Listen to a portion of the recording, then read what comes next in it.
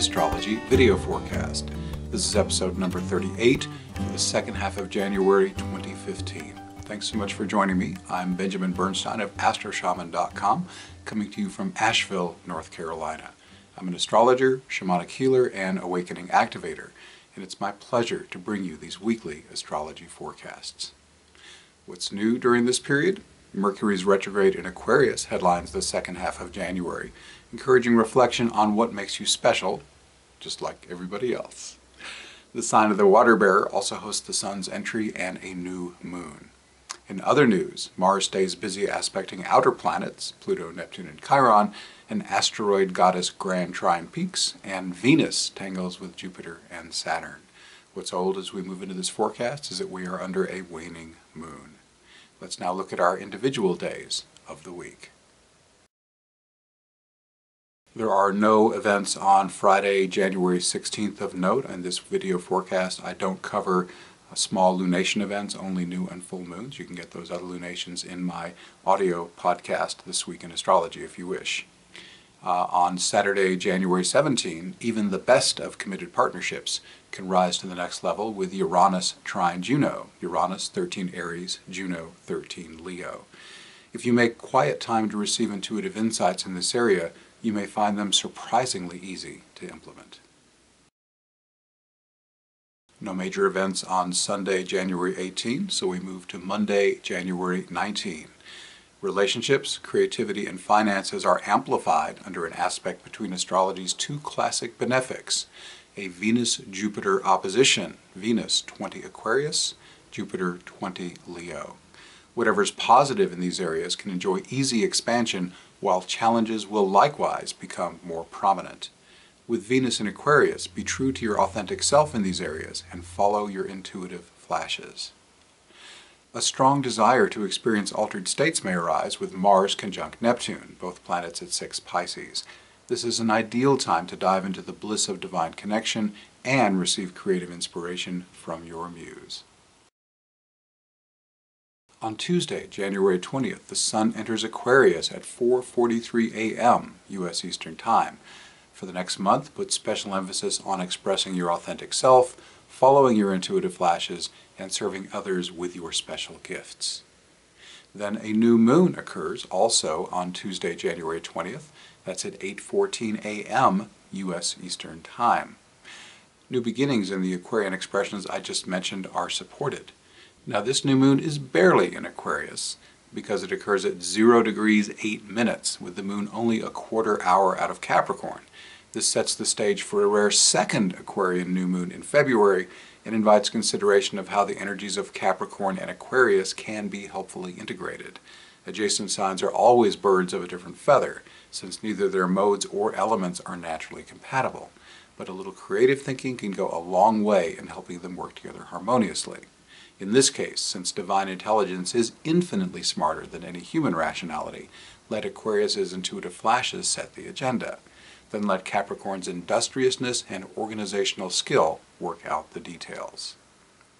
Service to a higher cause is supported by a Vesta conjunction, one of the aspects to this new moon, while a sextile from Saturn reinforces the Capricornian energy just mentioned. Saturn rules Capricorn, and both the planet and the sign embody the same archetypal energy. This new moon Sabian symbol is an old adobe mission in California, an example of a long-enduring spiritual structure. This can be seen as an earthly metaphor for the immortal consciousness, which is your true identity. What you truly are will endure longer than any church, any earthly structure, or even the earth itself. May you awaken to it soon, if you haven't already. And if you'd like a technique that has helped many people do that, you can check out my invocations at astroshaman.com. Just click on the little on the top of the homepage sidebar, there's a little banner. It's purple. It says Heal and Awaken Invocations. Click that and it will take you to the section of the site that has descriptions of how to do it, audios you can stream or download, and all this information is completely free. On Wednesday, January 21st, a lot of Aquarian energy got fired up with yesterday's entry of the Sun into Aquarius and the Aquarius new moon. This juju gets fired up even more powerfully with a special dose of magic as the Aquarian Sun quintiles Uranus. That's with the Sun at 1 Aquarius Uranus at 13 Aries.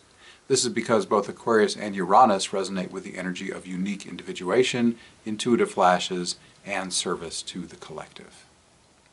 Another Mercury retrograde period, our headline, begins today at 10:54 a.m. at 17 degrees Aquarius, and it will last through February 11th. Mercury retrograde is always a good time for reflection and planning. It's also ideal for completing projects already underway and making repairs. If possible, avoid starting new projects or making major purchases. That's major new projects I'm talking about. This Mercury retrograde takes place entirely within Aquarius, so reflect on the Aquarian themes I've already been mentioning. On Thursday, January 22nd, a grand trine makes it easier to find a harmonious balance between the June cleaver and Xena the warrior princess that live inside you.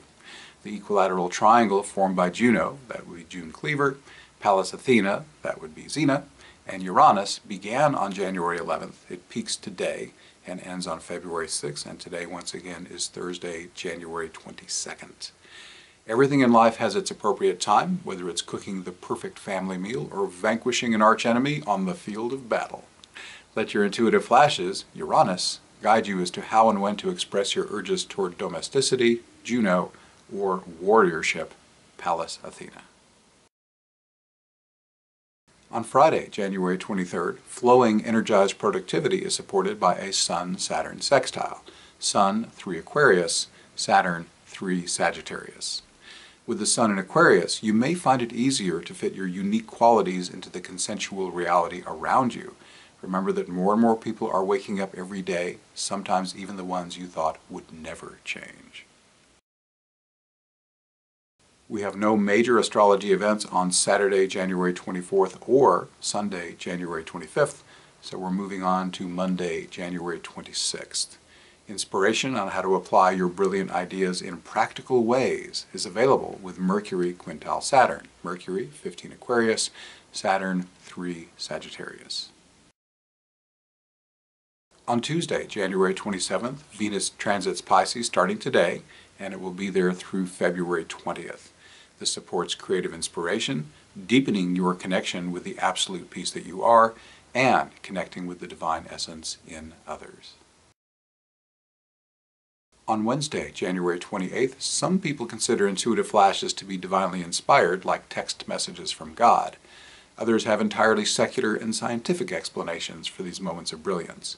Whichever school of thought you subscribe to, these eureka moments are more easily available with Aquarian Mercury sextile Uranus. That's Mercury at 13 Aquarius, Uranus at 13 Aries. Also, here on Wednesday, January 28th, Vesta transits Aquarius today through March 28th, supporting your involvement in a higher cause that uniquely resonates with you. Nothing to report on Thursday, January 29th, so it's on to Friday, January 30th. The odds of experiencing challenge in your relationships, creativity, and finances are increased with Venus square Saturn. Venus, 3 Pisces, Saturn, 3 Sagittarius. But you can turn this aspect to your advantage by stepping definitively into your authority in these areas. Saturn challenges those who have not stepped fully into their power and rewards those who have. Leadership, fighting the good fight, and sexuality are smoothly energized by a Mars-Pluto sextile. Mars, 14 Pisces, Pluto, 14 Capricorn. With Mars in Pisces, spiritual warriorship, sacred sexuality, and inspired action are specifically supported. Your thinking cap might be humming under a Sun-Mercury conjunction, both planets around 10 Aquarius. Standard issue logic and rationality are energized, but be sure to also leave plenty of room for those intuitive flashes. On Saturday, January 31st, Mars-Chiron conjunctions, in this case with both planets around 15 Pisces, tend to be challenging because they stir up all the unresolved psychological baggage that's ready to be cleared. I recommend healing these issues as they arise with my healing invocation. You can find that at astroshaman.com. I've already mentioned in this video how to get over to my invocation section. Once you hit that page of blog posts, you'll find the healing invocation is the last one in the list of blogs. And if the healing invocation doesn't do it for you, maybe some form of breath work, which I've been very excited about in recent months, or any other quick and effective method that works well for you. Otherwise, this heavy energy will just recoagulate and get stimulated again later, a cycle that repeats endlessly until you finally do the necessary healing work. A more enjoyable effect of Mars-Chiron conjunctions is that they can energize your abilities as a mentor and healer.